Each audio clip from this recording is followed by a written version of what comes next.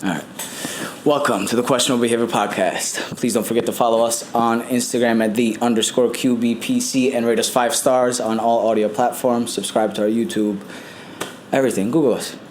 We got a special episode out from Florida, Miami, Florida. We got Teflon the Producer over here. If you haven't heard of him, you've definitely heard his tracks. That's 100%. So first off, I want to start off with why Teflon? I know you got your name from Swizz and Ice Pick, but how'd that name come about? I think we were in Sony studio one night, and Ice Pick, unfortunately, he's no longer with us. He passed away. But he was an A&R for Ruff Ryders, and a dear close friend to me, and Swizz as well, and the whole hip-hop community. So as I was saying, we was in Sony Studios one night. I think I was working on the Nutty Professor soundtrack, I believe. And at that time, my career started to, progress a lot more. So he was like, listen, you can't use your regular name. You're starting to, you know what I'm saying? You're starting to make some moves. You gotta find a producer. So he was like, your name is Sheldon. We can't call you Sheldon, you know what I'm saying? So you're gonna have to get a name. So I was just like, all right. You gotta diss you and hype you up at the same time. Yeah. So I was just like, all right. And, these guys are just straight comedians. So I was just like, let me see what they're gonna come up with. So Swizz happened to be in the room, and I think Ice Pick had said like cheddar beats or some shit like that, and I'm like, I didn't really want to be a knockoff of Swizz. Swizz was already Swizz Beats, and then he started with the cheddar beats, and I was like, nah. And then they went through like 50 other names, and Swizz said Teflon, and everybody was like, yeah, that sounds hot. And I was just like, all right. Just ran with it since then. I was just like, all right, cool, let's do it. So how did you get into working for the Nutty Professor? And you've actually produced for other movies too, 50 First Dates, Finding Forrester. Yeah. So how did you get that link, and how did you start working for those movies? Nutty Professor, I believe, was Kevin Lyles. My CEO at the time, Darren Dean, came to me and was like, listen, they're doing a soundtrack, they need some music, yada, yada, yada. And I was in the studio, and Kevin Lyles was like, yo, you got anything for this? It's Eddie Murphy, Janet Jackson, and I was just like, yo, let's do it. And we did it. Yeah. So was that like a moment in your career where you're like, all right, things are really taking off, where you saw yourself doing much bigger things? Yeah, it was kind of surreal at the time, because it was just like, first of all, just to be doing music at that time with the people I was doing music with was just like crazy. And then a big movie that starred with Janet Jackson and Eddie Murphy, I was just blown away. So during that time, you said you were working, I guess at that time you were working with Eve. Yeah. And is that how you got your Grammy? No. The Grammy actually came recently. Like, the Grammy was with Sting and Shaggy. Oh, Sting and Shaggy was the Grammy. Year, but she had won a Grammy from that album too that you produced. It was not, that I don't know if the album was nominated or the single. Yeah. I think it was maybe the single. I keep forgetting, but I think the single was with Gwen Stefani and Dr. Dre. Yeah. Let me blow your mind. So recently the Shaggy, that video is already hitting over 10 million views on YouTube. With Shaggy and Sting. How is it working with 16. 16 already? 16 million, yeah. Yeah. So how is it working with? You've worked with Shaggy before. In 2012 you did the Rise that launched in Europe. Yeah. But how is it working with two legendary people, basically two very experienced artists like that? Is it much easier working with people like that, or?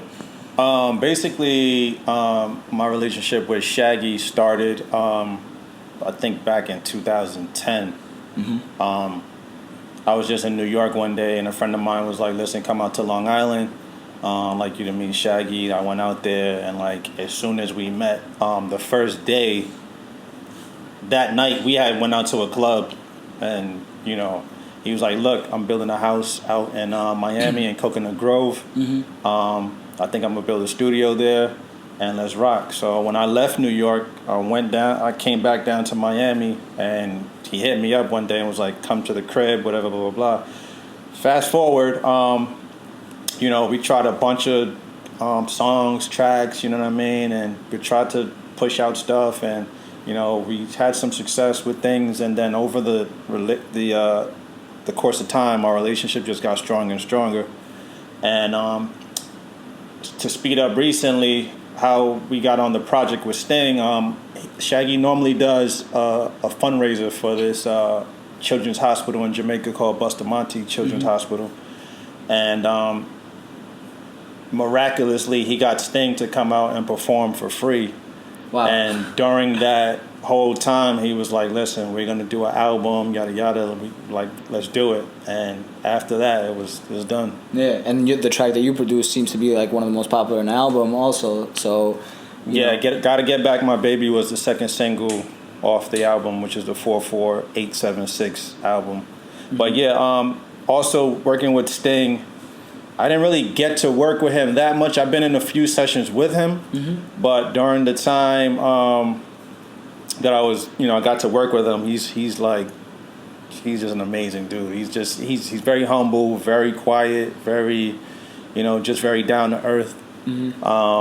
Just amazing. I mean, it's just amazing to work with somebody that has 17 Grammys. Right. You know what I mean? Yeah. And the track record that he has is just like, that's just like a living, walking guy. Yeah, he's a legend. Yeah, he's a living legend. So. Yeah, exactly. So, at this point of your career, you got your Grammy. Is there still like artists that you'd love to work with, or you look forward to hopefully linking up with, or is it just kind of, you're just catching whatever is coming your way? Yeah, there's a lot of artists that I love to work with. My what I love to do is really like a lot of music orientated progression with chords and a lot of music. So a lot of the pop stuff I would love to work with. Like I love to work with like Charlie Puth and Beyonce and Maroon 5 and stuff like that. Yeah. And as far as the hip hop now, there's a lot of new talent that's out now. You know what I mean? That I would love. Who do you like? One of the younger kids. Who are you following? The most controversial right now, 6ix9ine. He's like, I just think I'll just be dying laughing in the studio with him just because his personality. I love to work with him. Even after all this, even after, like, I don't really care about none of that stuff. Doesn't really faze me at all. But it doesn't affect you personally. So no. I'm for the music, the actual love of the music, and the business. But there's a lot of cats, man. Roddy Ricch is cool. Yeah. Little Baby is dope. I love 2 Chainz. So, if I get opportunity, I'm doing it. Right. So, like, you've worked with a lot of different types of music. You produced for Shakira. You did the Eve song. How do you differentiate yourself and do so many different things? Like so many different ranges of music? Well, to be honest, when I first started making tracks, I started doing reggae. Dancehall was like the first genre that I've worked on because my family is Jamaican. Right. So being that I was doing reggae, I then kind of switched from reggae to R&B, which I've learned how to play and taught myself how to play chords and chord progression. So as you move from genre to genre, you start getting more musical in the sense that you know how to do all these different elements. So, and that's how my style is like, kind of like this. Like even in the Who's That Girl for Eve, you'll hear in the beginning like the horns, the trumpets, and it has a little Latin flair to it. Which I got to thank you for that, because usually once that song used to hit in the club, I'm getting a number at that point. Get the party started. But that's just really my style, man. Yeah, so has it been like over time that you just kind of like try different things, or you learn more? Like, how do you study music in general, or was that something that just came later on? It's kind of a mix of both. I love to listen to jazz. I incorporate a lot of my ideas from jazz. Like again, I love to listen to reggae. And then as far as like software that I use, I just stay there. I tweak the sounds. I go through millions and millions of sounds, like literally every day. I edit them. I'm not a producer that just picks something just because it's in the library and then I'll use it. I have to make it like a unique sound for me to catch the frequency that I'm looking for. Yeah. Do you do you sample at all? Do you like mix with older sounds? Like from back in the day, like you said with jazz. Do you take like some of the horns and kind of distort it and make it your own? I generally try not to, because when you sample, you really need a copyright and you need a sample clearance, and that's less money for me. You know what I'm saying? So, like for instance, like if you get a publishing check and you sample, when you can get a check for 80 grand, you might get a check for 15 grand because you used the sample. Right. And most of the money is going to the original copyright. So now that we're talking about business, how long did it take you before you really had that mindset for business? Because I'm sure, in the beginning you're kind of really focused on the creative side, not really focusing on how the money's going to come in and everything. So when was it when you had to like more focus on the business side, the money side and all that? Well, fortunately for me, I've had like great friends throughout my career, and at a young age when I was started, I had like older peers that would tell me, listen, you know what I mean, make sure you have your publishing company set up, make sure you have an LLC or incorporation set up, and make sure your taxes are straight. So kind of really from a young age, and then I've been working since I was like maybe 13. You know what I mean? So I've worked, at CVS. I worked on a golf course. I worked at this. So the money aspect was always important to me, and I always wanted to make sure that I'm diligent with my money. Right. Do you see like? Normally, I give an example to artists about like followers and Instagram and all that, how it's more important who's following you than how many followers. And the biggest example, I think, is producers, because usually producers, their name is not, in the millions of followers or whatever, but the people that follow them is people that are genuinely going to make you money and, genuine connection that you can work with. Right. So how do you think like social media has changed the focus of like younger artists? And the artist standpoint, social media has helped a lot, because now you can get exposed. You can get recognized. Right. Sometimes on my story, I'll post a story and then I'll go through the story and scroll up, and you can see who watched your story, and I'm seeing like 20 blue checks. Like the other night, I seen Dennis Rodman like look at my story. I was like, oh shit! I'm just like, so then a lot more people get to see you. Yeah. So it does help a lot. On the flip side, it can be a distraction as well, because like again, when I first started, there was no social media, so there wasn't a lot of things. All you had to really do is focus on your music, and if you're sitting by the phone every day constantly like taking 5 minutes every 5 minutes scrolling to see what's on IG, that takes away from your lack of creativity. I also do feel that like sometimes people don't focus on a real life connection, so it's like you're focused on this image that you're portraying, which is not like 100% real, and there's no substance to it. You show up to people with 100,000 followers and then nobody's showing up to a show, for example. Right. So What do you think about like that real life connection? Do you think like younger artists lack that, or in regards to producers, have you seen it personally? To be honest, it's an individual thing, because you have certain artists that really have a star quality about them. Like for instance, if they have a concert or a show, some artists, younger artists, they have like crowd control, like 6ix9ine, for example. When he gets on stage, he knows exactly how to run out, the timing to run out, the movements to do. He gets the interactive response with the crowd. And certain artists, they go out and walk on stage and it's just like dead, you know what I mean? Yeah. So it depends really on the individual. So we were talking earlier about how much easier it is to produce now than when you first started. Right. So with all these sample packs and all these sounds that people can just kind of copy paste into beats, what do you think is something that you would say to younger producers to focus on musically?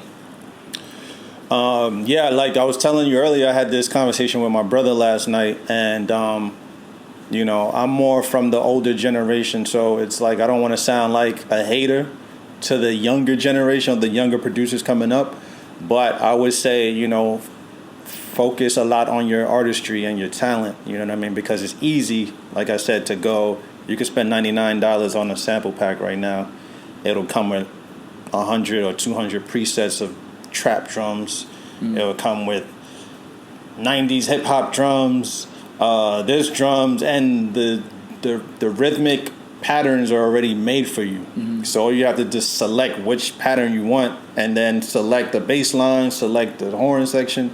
So, but at the end of the day, touch with like the instrument and actually what an instrument can do. Me personally, I come from the era of really being instrumental.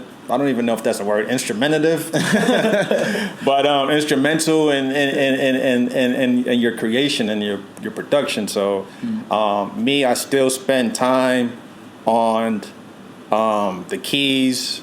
I'm always changing keyboards. Like this is a brand new keyboard. Like it's a Rolly. Like it's different, but it has some technology that it's kind of like a beat pad keyboard, huh? Or it has the fundamental to play like a string, like a guitar. Oh, okay. So you can bend. I can bend the sound like a string. So I mean, it's cool to do stuff like that. But at the end of the day, I still know how to play. Right. You still know how to play the piano. You still know. So you would say to younger producers, focus on your instruments. Yeah. Actually learn music. This way, you'll broaden what you can do. Yeah, because it'll separate you from a lot of other people. That's doing the same thing. Right. Exactly. Let me just stop this. So we were talking about earlier your Jamaican heritage, and recently you worked on the Jamaican Independence song with Damian Marley, and so how big is that for you as from your descendant and your culture? It was real big. It was the 50th anniversary of independence for Jamaica, and you had Damian Marley, you had Shaggy, you had it was like 10 different artists. I can't remember, but we had Movado, but it didn't work out where he got to be on the record. But I had so many legends on one record, and being from a place that my family's from, it was legendary to me.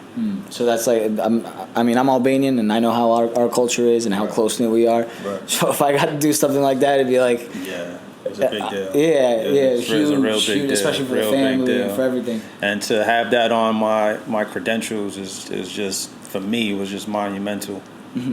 So at this point in your career, you have multiple platinums, multiple gold albums, a Grammy. Like, what more are you striving, and how do you keep pushing yourself forward? Because a lot of people, you reach a certain level of success and you get content. Right. So how do you keep yourself moving forward to where you're still achieving bigger and bigger things? Really, is at the end of the day, is the passion and the love that you have for the music. Right now, I love making tracks. I love producing. More importantly, I would love to probably be at an executive level where I could put out artists and get to sign artists and get to run labels and build companies and just give creatives a chance to grow and blossom. So that's the next big step for you. You want to kind of create a bigger platform. Almost. Would you like to be like getting into management and managing artists? Is that something that is interesting to you or no? The management side, not really. I mean, if there was an opportunity that arose and it was a good situation, yeah. But managing artists is basically like babysitting. You know what I mean? It's a real, if you hit a pain. You know what I mean? Yeah. You have to make sure they get up and catch a flight and make sure they eat and make sure they have this. And they're very needy at times. So it's like. I'm needy. I need somebody to manage me and freaking make up my bed and freaking spoon feed me. You know what I mean? So I don't know about the management part, but as far as like the executive part, I definitely could see myself doing more of that. So when you work with certain artists, do you ever how's that vibe in the studio? Are you pushing them to do a different sound? When you hear something, are you telling them right away, hey, try this, try that? Do you kind of mold them into a sound that you're trying to get, or how does that creative process work with you? It really depends on the artist. Certain artists, they know what they want, when they want it. They know how, you know what I mean? Ironically, like a lot of the major artists, like for example, one time I got to work with LL Cool J, and he was just like, he kept expressing like, Tef, tell me how you want me to sound, like, you know what I mean? Like, coach me through it, like he kept on reiterating that, and I was just like, I was just so starstruck that I was like in the studio with this guy, and he's just like telling me to tell him what to do. So I was just like, do this ad lib like this and put this like that, and so you know what I mean. It boils down to the artist, but what do you prefer? Me, I prefer giving them an instruction because when I give them the track, I already know the melody and everything, the concept, the layout, because I made the track. Right. You know what I'm saying? So I know how the flow should be to what I played. So I would like, to kind of instruct them on how to go about the song. But sometimes, they're just like, look, I wrote this, I got it, and I'll just back up and just be easy. So typical question is, what's the next move for you? Everybody wants to know what's next. Something comes out, everybody's like, all right, what's next? Especially nowadays with all the streaming service and everything. Within a week, everybody's like, all right, now what? The next thing is pretty much like film, movies. I just got an opportunity. I just got an email actually to do a major animation, a Disney animation, scoring. It's a nice exclusive for the questionable behavior. Yeah. I can't really say which movie it is, but it's a major animation movie from Disney, which I'm familiar with scoring because I did it for Sprite, I did it for Red Bull in the past. I worked on the original Shatas, the Jamaican movie with Wyclef. That scoring didn't get to come out because that actual film just it just tanked the original version, and it got into a whole bunch of issues with the film. But just score. I would like to do more of that stuff. Video games. Oh, okay. You know what I mean? EA Sports. Designing sounds and different things like that nature. How about since you're working in movies? How about like aiming for an Oscar? Is that something that you ever thought about? Listen, I got the Grammy already. We can get the Oscar. We can get an Emmy. I mean, you could just let's keep it going. Like whatever award that's out there, I love awards. You know what I mean? Where's your trophy case? Where's all the plaques, the albums, the Grammy? Unfortunately, like I told you, I just started building this room. And a lot of my stuff I have to put up. All right, so next time we're here, if we're gonna see everything. Yeah. Next time I'll have it ready and we can show off all the plaques. I'll rub the Grammy for good luck. Yeah, absolutely. All right, everybody. That was our interview with Tef the Producer. Google him. That's it. Up, everything will show up. Tef the Producer. That's what's up. All right. Thank you. First of all, shout out to Junior. Always hooking it up for the Questionable Behavior podcast. Sir. Shout out to Art Related. You're going to hear some big news coming soon with the both of us. So take care, everybody. Peace. Subscribe, all that shit.